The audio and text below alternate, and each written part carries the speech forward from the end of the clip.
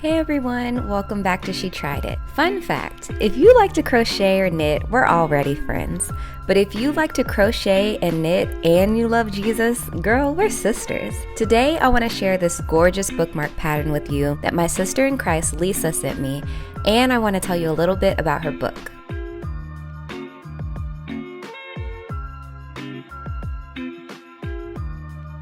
Back in November, I got a message on Instagram from this lovely lady named Lisa Hennessy. Lisa is the author of this amazing book called Knit, Pray, Share. We've already spoken about how I can be a pretty selfish knitter at times, so I knew this book was something I needed to get into the mix immediately. This book is such a blessing and I highly suggest purchasing it.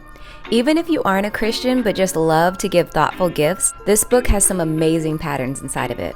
The book is divided up into 8 different sections: hats and headbands, baby gifts, scarves, for the home, bags and totes, pets, kitchen, bath, and cleaning, and miscellaneous items. This book is perfect for that person with a church that has a knitting ministry. First off, if you do, that's awesome and I would love to visit your church.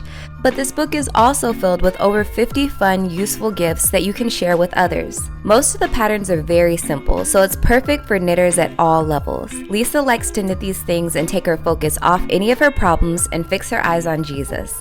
Needless to say, I love that, and I'm absolutely honored to introduce Lisa and her book to this channel. I'll be sure to leave a link to her book and Instagram in the description box below.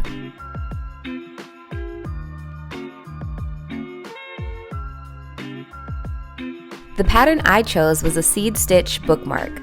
For those who have the book, this is the very last pattern in the book, and it's on page 173.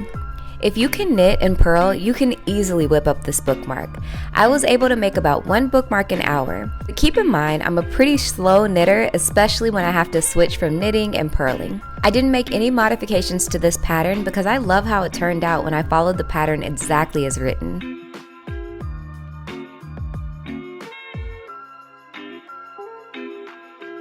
Personally, I'm absolutely in love with this yarn, but tell me if it's ugly and I'm crazy. I know, the neutral level over here is absolutely in love with this rainbow yarn. I'm sorry, I can't make it make sense. Just don't act surprised if y'all see me using this yarn in the channel again. This is the soft and shiny ombre yarn by Loops and Threads. It's exclusively sold at your local Michaels. The color I got is called Party, and it's definitely giving party vibes. I was able to make 16 bookmarks out of this one ball of yarn. I'm completely in love with how the colors flow together once the bookmark is worked up. This worsted weight yarn has a really lovely sheen and comes with 207 yarns for every 4-ounce skein. I don't think I could have chosen a more perfect yarn for this project, but hey, if you make this bookmark, you do you. I'm sure whatever color you choose will be absolutely lovely as well. So, knit, pray, share. I actually did follow this process when completing this make, and I would love to take y'all through that process with me.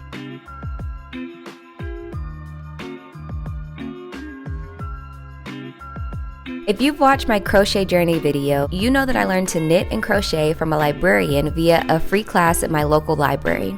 That lady probably thought she was just sharing one of her hobbies with a group of random people. These classes were back in 2019, so I can't even imagine who went back to what she taught to cope with the difficulties of 2020. I personally took those classes and started a whole YouTube channel. Who saw that coming?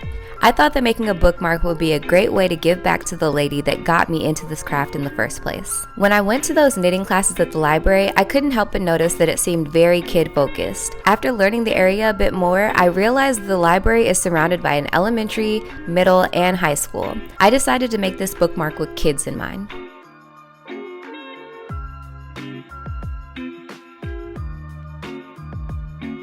With kids still in mind, that's what I decided to pray for.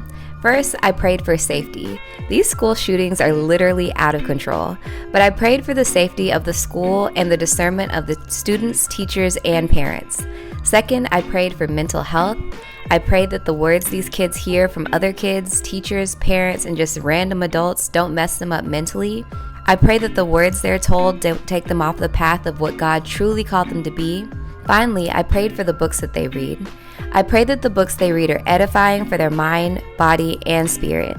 I pray that the books they read help them become better people, and I even prayed that regardless of their current religious status, this bookmark somehow finds its way into a book that leads them to Christ.